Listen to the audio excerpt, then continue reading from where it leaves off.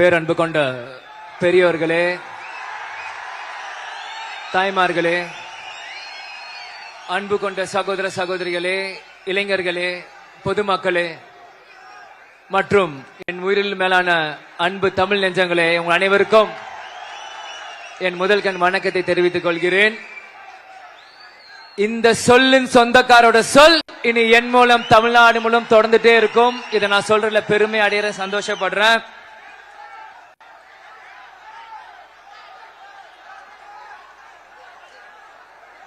நல்லா இருக்கீங்களா?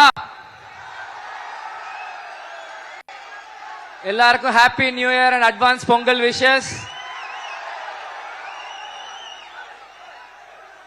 மனசுக்கு நிறைவா இருக்கு, உண்மையிலே ரொம்ப சந்தோஷமா இருக்கு. ஏன்னா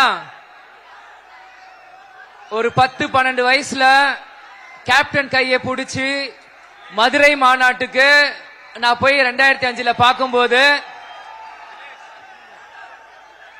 இன்னைக்கு தேமுதிக 2.0 அந்த வாகனத்துல திருமதி பிரேமலதா விஜயகாந்த் நான் அவங்க கையை பிடிச்சி அவங்களை மண்டி மேலே ஏற்றி அவங்க முன்னாடி உட்காந்து வந்து ஒரு மகனாக, உங்க தம்பியாக உங்க முன்னாடி வந்து இதுதான் என்னோட முதல் மாநாடு பேச்சு. உங்க முன்னாடி எல்லாரும் நான் பேசுறது.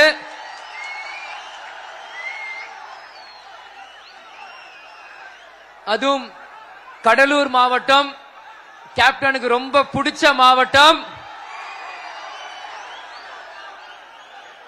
ஏன் இதை சொல்றேன்னா, நேத்து வந்து ஒரு நாள் முன்னாடி வரும்போது எங்க தங்கணும் அப்படின்ட்டு ஒரு ரொம்ப கன்ஃபியூஷன் இருந்தது. பக்கத்து ஊர்ல தங்கணுமா, சென்னையில இருந்து வரணுமான்ட்டு. ஏன் கேப்டன் இன்னைக்கும் தெய்வமா இருக்காரு நான் சொல்றேன். அது என்னவோ தெரியல, திருமதி பிரேமலதா விஜயகாந்த் விருதாச்சலத்துல தான் நான் தங்குவேன், விருதாச்சலத்துல இருந்து தான் இந்த மாநாட்டை ஆரம்பிக்கணும் அப்படின்னு சொன்னாங்க. அதே மாதிரி விருதாச்சலம் தொகுதியில இருந்து தான் இன்னைக்கு நம்ம வாகனம் புறப்பட்டு இன்னைக்கு இந்த மாநாடு மைதானத்துக்கு வந்து மக்களாக உங்களை இன்னைக்கு நான் சந்திக்கிறதுல உண்மையிலே நான் சந்தோஷப்படுறேன். இதுல இருந்து என்ன தெரியுது, கேப்டன் எங்கேயும் போல இங்கதான் இருக்கிறார். இதே விருதாச்சலத்துல தான் விருதேஸ்வரரா இங்கே தான் இருக்கிறார், எங்கேயும் போல கேப்டன். இன்னைக்கு நம்ம நிர்வாகிகள் பல பேர் ஆரம்பிக்கும் போது சொன்னாங்க, இன்னைக்கு நம்ம மாநாடு வந்து கூட்டம் வருமா வராதா, மழை பெய்யுமா பெய்யாதா, இந்த மாதிரி பல கேள்விகள் இருந்தது. ஆனா அனௌன்ஸ் பண்ண முதல் நாள்ல இருந்து இன்னைக்கு வரைக்கும் திருமதி பிரேமலதா விஜயகாந்த் சொன்னாங்க, கண்ண மூடி சொன்னாங்க, கண்டிப்பாக கூட்டம் வரும். இந்த இடம் நம்மளுக்கு பத்தாது, இதோட பெரிய இடம் வேணும் அப்படின்னு சொன்னாங்க. இன்னைக்கு எத்தனையோ பேர் சொன்னாங்க கேப்டன் மறைவுக்கு பிறகு தேமுதிக பெருசா வர முடியாது, சாதிக்க முடியாதுன்ட்டு. திருமதி பிரேமலதா விஜயகாந்த் எப்படி கொண்டு வருவாங்க ஒரு பெண்மணியான்ட்டு. ஆனா என்னைக்கு அவங்க சொல்றாங்களே இந்த மாநாட்டுக்கு கூட்டம் வரும், இந்த நிர்வாகிகள் தாண்டி எப்படி சொல்றாங்கன்னா, அதை நான் இப்ப இவ்வளவு நேரம் உட்காந்து அதான் எனக்கு மைண்ட்ல ஓடிட்டு இருந்தது. என்னைக்கு ஜனவரி 31 1990 கேப்டனை திருமணம் செஞ்சாங்களோ அன்னில இருந்து ஆணி வேர் அடி வேர்ல இருந்து தொண்டர்களோட நரம்பும் மனசும் திருமதி பிரேமலதா விஜயகாந்த் ஆழமா தெரியுது. கேப்டன் இல்லைனாலும் அந்த தொண்டர்கள் கேப்டனுக்காக இங்க வருவாங்க அப்படின்னு ஆழமா தெரிஞ்ச ஒரே பெண்மணி, ஒரே தலைவர் தமிழ்நாடு திருமதி பிரேமலதா விஜயகாந்த் மட்டும்தான்.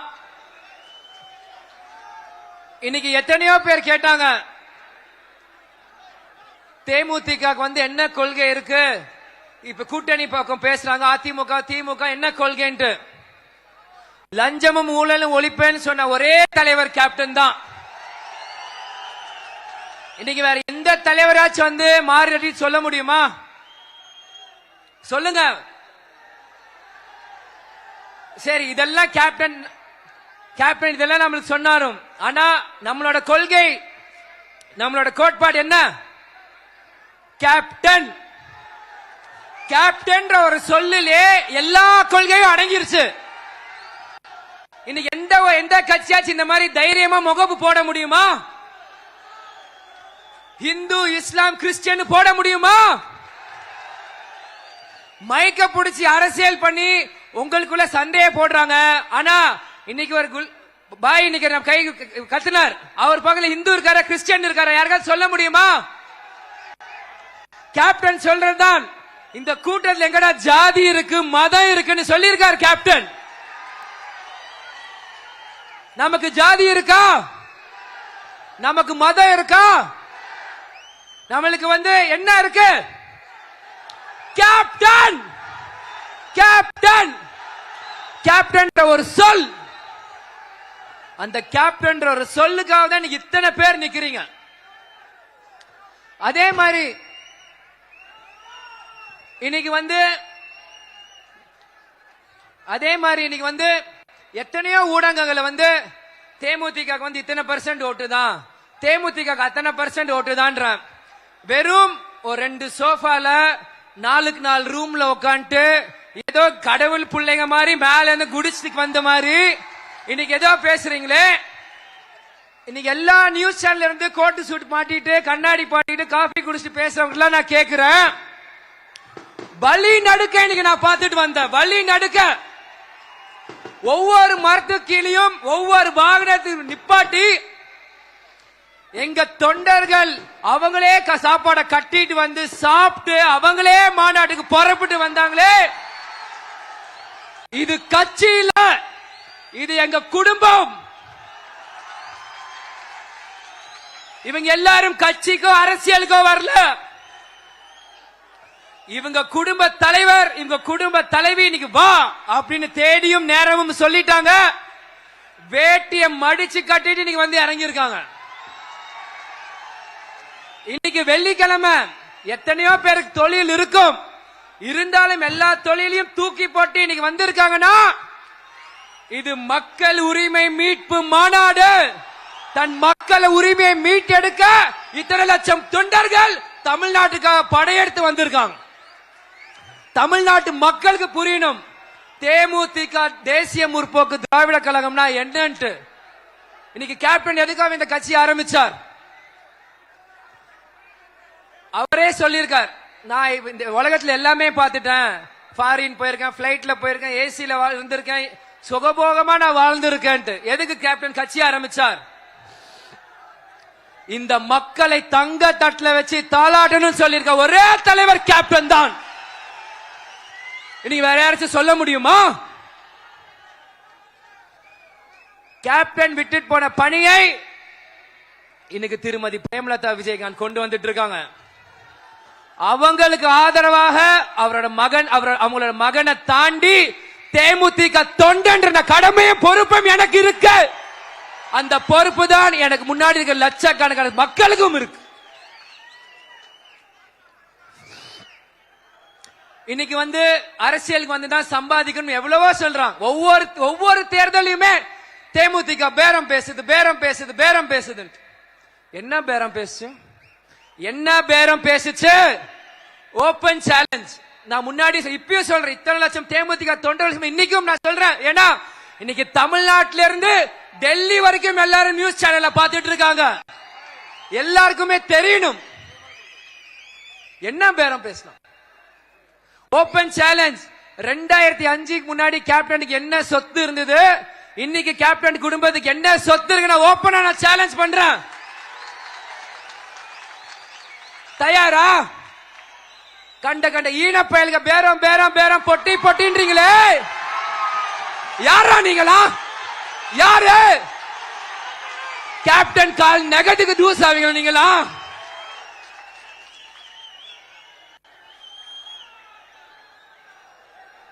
இலவசமா கல்லூரி கேப்டன் கட்டி கொடுத்தாரு. இன்னைக்கு கல்லூரி நம்ம கிட்ட இருக்கா?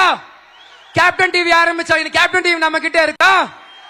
2012 சண்முக பண்ணன் படம் நடிக்க வந்தான். 12 வருஷமா 4 படம். ரெட் ஜெயிண்ட் மாதிரி நம்ம கிட்ட ப்ரொடக்ஷன் கம்பெனி இருக்கா? என்ன இருக்கு? நீங்க இருக்கீங்க. நீங்க இருக்கீங்க. வேற எதுக்கும் பயம் இல்ல. கேப்டன் மோதிரம் என்கிட்ட இருக்கு.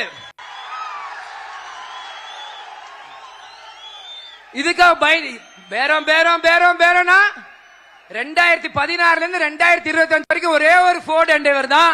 ஒரே ஒரு இனோவா தான். Open challenge, open challenge. இன்னைக்கு எத்தனையோ நடிகர் எத்தனையோ வீடு வச்சிருக்காங்க. கேப்டன் கஷ்டப்பட்டு ஒரு வீடு கட்டி அந்த வீட்டுக்குள்ள குடியேறணும், இது வரைக்கும் போக முடிஞ்சுதா? அதே சாலிகிராம் 54 கண்டமால் தெருல இன்னைக்கும் நாங்க இருக்கிறோம். இதுக்காக நாங்க ஒரு துளியாச்சு கஷ்டப்பட்டிருப்போமா?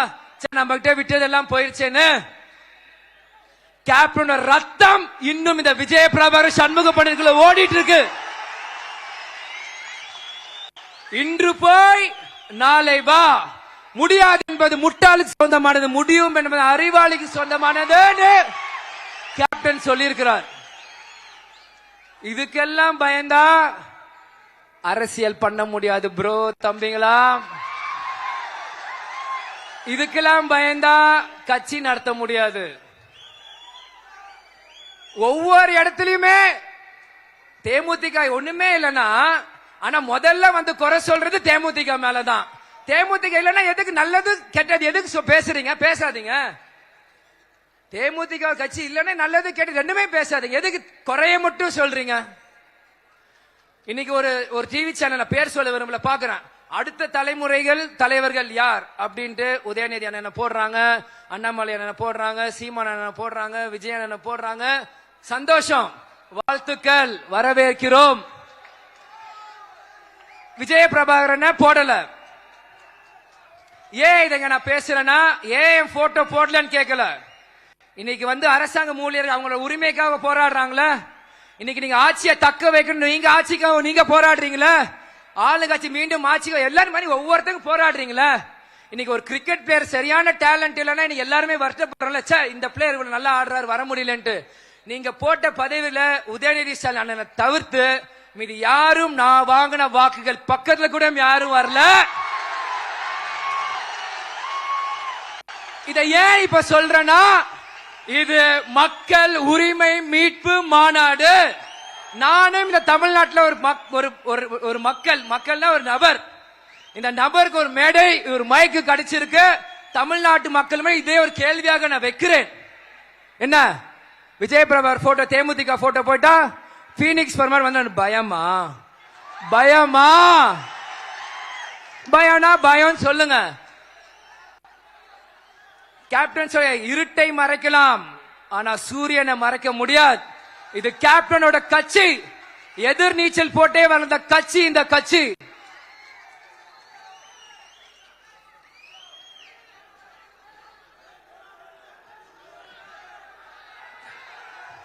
அதே மாதிரி நம்ம நிர்வாகிகள் எல்லாருமே வந்து குரு பூஜையை பத்தி பேசிட்டே இருந்தாங்க. யாரோ பேசினா, அதை நான் யாருன்னு கூட பார்க்கல. எதுக்கு நம்ம கண்ட இவனுங்களா நம்ம பதில் சொல்லிட்டு, யார் இவனுங்களா?